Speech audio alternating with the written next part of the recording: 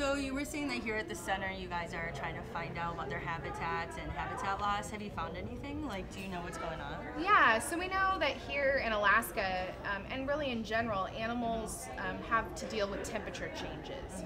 All animals live within a specific range of temperatures that they can survive in.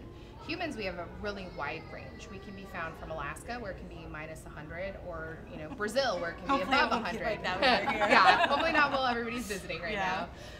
But harbor seals here have to deal with temperatures that change. So in the summer, maybe it's a little bit warmer and there's a lot more food, so they can eat and eat and eat. And eating builds up that blubber layer. And so they have that nice thick fat layer for the colder winters. So it's kind of how they deal with those temperature changes, is that blubber layer.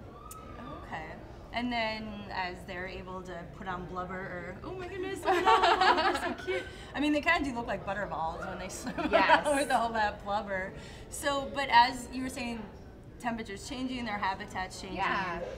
I mean, what is really causing that? Yeah, I mean, you always hear like climate change and things like that, but I don't.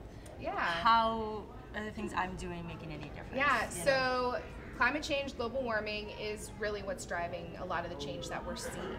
And what makes that happen has to do with how humans use resources. When we burn coal and oil and natural gas, it emits carbon dioxide as a waste product. And that carbon dioxide goes into the atmosphere. And the atmosphere is a layer around the planet.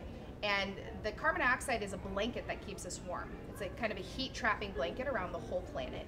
And as that blanket is getting thicker, it means that it's getting warmer on Earth.